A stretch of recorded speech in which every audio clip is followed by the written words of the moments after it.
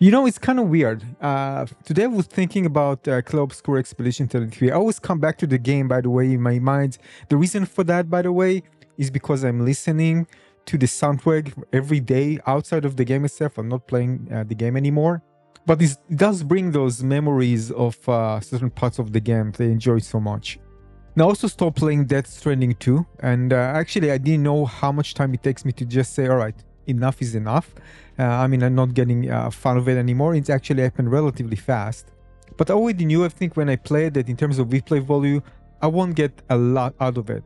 I mean, I really enjoy kind of contributing and helping others, but at some point, again, it just faded away and relatively quickly. Now, it kind of hit me in a way. So you see, when it comes to creating games, and again, of course, it's up to the developers, there are many ways developers want to basically get your attention and do something that will make you enjoy the game and get you immersed in it. And of course, one of the things, especially regarding games like Death Stranding 2 and Clair Obscur Expedition 33, is creating something that's not directly understood and a bit encrypted, that will put some question mark and invite you to discover its mystery. Now, these are, of course, in most part, narrative-driven games. And this is actually not that different from movies, right? You want to create this tension, mystery, you want to discover. Of course, not in every movie it's like that, but usually you want to grab the attention by introducing something that creates tension and anticipation. Now, sometimes developer, well, when they are telling a story, they want the story to actually be understood, right? And when you create a movie, sometimes you see that the actor says something that explains something. They need to add it into the movie, although it sometimes sounds a bit weird and cringy, but they need to mention things to kind of educate the players about the background of the story, something that you get an understanding about what the story is about, or something maybe about the past of the story. Otherwise, you won't be able to grasp and understand what's going on. But the thing is, sometimes developers, when they're telling a story, they make it a bit too cryptic for some. I mean, usually you want to make something very simple to understand that most players can understand. But sometimes developers just make it too cryptic. Like, for example, how many of you actually understood the story of Elden Ring without actually reading anything about it, just by playing the game? Even Death Stranding story was hard to chew for some, for sure. And the thing is that it's not like you're just watching a movie. In Death Stranding 2, for example, it's pretty much very fragmented. By the time you're already immersed and playing the game, you might be even disconnected from previous event. You not even remember, or you didn't understand, so you just move on. And sometimes it's just hard to get a better flow of what the story tries to tell you. But if a story is done in a good way, when it comes to, again, implemented in gaming, sometimes you can just tell certain beats in a very strong way that even if players will connect just with that, it will be enough for them to be immersed in at least part of the story or understand more or less what it's about. And in Clair Obscur Expedition 33, they've done just that. Even the camp, where characters can talk to each other and you have a relaxing moment outside of the fast pace of the game or certain situations, allowed you to connect and listen to the story or bits of it and actually pay attention to it. And even if the entire story is not fully understood, the ability to create connection with the characters, when again it's applicable, can also create something that bonds the player with the narrative, even though they might not understand completely what's going on. Obscur Expedition 33 create a good balance between being cryptic, but still revealing things in a way that can be understood, and also giving really kind of interesting and fun bits of the story that even if you didn't understood the story completely or the deep meaning of it, you still be able to connect with it and enjoy it as you play. This is why there are many games that people just don't connect with the story and don't understand and just skip everything from the start altogether because they tell themselves, I don't understand anything. Why should I listen to even more lines when I don't even get anything out of understanding anything from what is actually being told? So all they do is just skip because they know it doesn't really matter anymore. They already feel totally disconnected from the story. But in some games like Clair Obscur Expedition 33 and Death Stranding 2, I can really, let's say, disconnect completely from the story. And although there are some cutscenes that I didn't enjoy and were kind of weird, I still wanted to give the time. I couldn't just skip everything because I knew that I'm going to miss really an important part of the experience.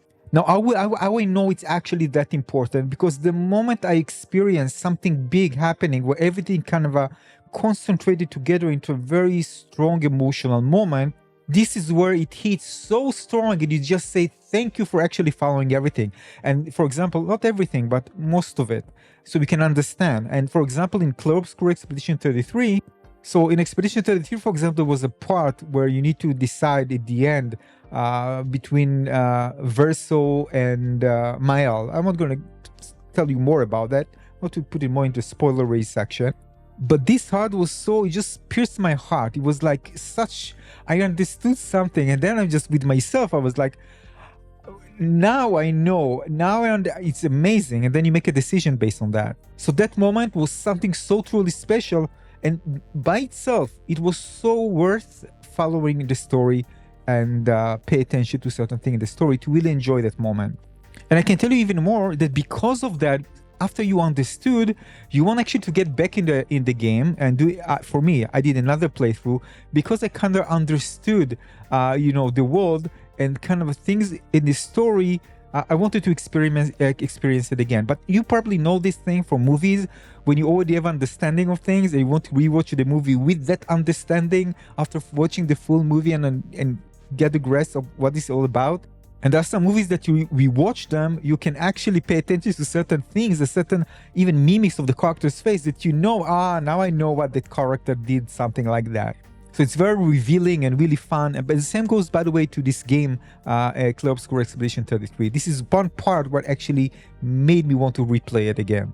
And by the way, the same happened to me when I played the demo of the game Eric Sholm. I mean, it's the same thing. I really was so triggered by the story.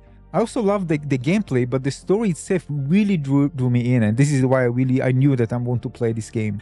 And trust me, I'm among those who really not too much into stories in the game. Only when it's done that good, I will kind of want to follow. And it's kind of amazing. There's so many games lately. They changed my perspective of storytelling in games.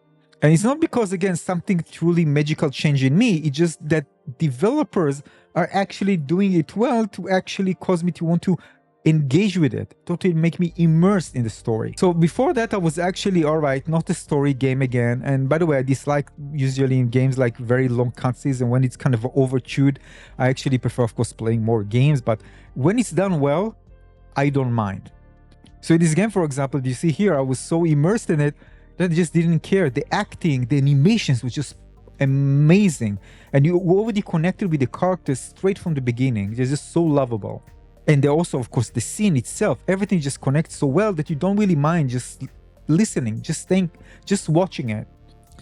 But regarding, for example, Death Stranding 2, I think Kojima just take it too far, in my opinion. And I think this is kind of a ways you see this in many things regarding to art, that sometimes really just people try to stand out from the rest and create something different and unique that sometimes they get it well out of control. Yeah, people want to create something new and unique. People want to, again, to stand out from the rest. Otherwise, what's the point? People want to be appreciated in something different that they do. It doesn't mean that what they do is actually great. It just sometimes try. Sometimes people connect with it, sometimes not. Sometimes they find a really certain niche that just works and nobody covers it, but it's very hard to find something new.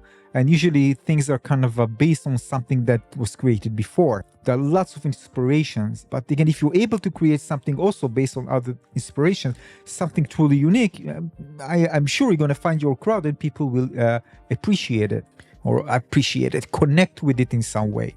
So I can definitely understand why people didn't connect, for example, with Death Stranding 2 story, or why others did connect with it. It's just not easy to grasp, and it's kind of a bit cryptic, and it's not easy to follow. Some of the cutscenes are, well, not that great either, in my opinion, although they're rendered really beautifully. And sometimes there are parts that just disconnect you entirely, and you can't really take everything seriously at certain points in the game. But whether it's different compared to other games, yeah, for sure. That's running to what Hideo Kojima does in this game is totally something different than everything I've experienced before, considering that I haven't played the first one. However, it's not totally disconnected from things that I've seen that Hideo Kojima have done in previous game, of course. So all in all, I'm trying to say that I think Clair Obscur Expedition 33, the way it actually tells the story, the way it's actually implemented as part of the game, all these little bits that allows you to connect well with the characters. How you can try with start with something encrypted and then everything kind of a blend together at the end for something very, very powerful. This just eclipses everything that is done in all the other games in 2025. Now, another thing is that everything in the game is actually connected so well in the story, the way it's presented also visually. The way the map is designed, the way the structures are designed, the effect, everything just all connected to the narrative. All the artistic design of the game and the music, everything just supports the narrative in such a perfect way. And this is why when I compared Death Stranding 2 with Expedition 33, I put it high because, again, I appreciate, again, the photorealism and the way they actually, the cutscene, the animation, the facial animation of the character in Death Stranding 2. But I also, at the same time, appreciate, again, of course, Expedition 33 is not photorealistic, right? It actually wasn't designed because of the narrative of the game. And the art style and the way it's designed, and with the Eiffel Tower looking like that, and all these, the unique looking levels, and all these little visual bits in the game were designed to support the narrative itself. And the more you actually progress into the game, the more you actually understand it better. This is why it also, in its own right, was actually spectacular as well. This is why I think the connection between the art style and the narrative was so powerful in Expedition 33. And having said all that, this is why I think that Expedition 33 should win also the best art direction and also the best narrative. Although I do understand why people see some thematic inconsistencies and shifting focus from the painted world to the real world, something that they felt kind of, maybe unexpected, maybe they wanted it to be told differently. I think maybe some people just wanted something more grandiose than thing just eventually related to some struggles within the family. But I actually like that everything kind of confined to something more simple, personal, something we can eventually relate it to some degree or another. I just think that it hits sharper when it comes to the emotional impact, and that's why I actually personally really liked it. And that's why the moment with eventually at the end with Mael and Verso, when you choose sides, it actually hit differently and very, very strongly when I reached that point. It's so personal and specific that you immediately react to it, compared to something that is more, let's say, grandiose or encompasses something that about the world itself. I think it was just done very well. Although there are some, I think, issues here and there, but overall it was really impactful. And that is for me. In my opinion, Clair Obscur Expedition 33, aside from other things, but specifically here about the narrative in art direction, I really think this game needs to win this year categories in the Game Awards. What are your thoughts in the comment section below? Thank you.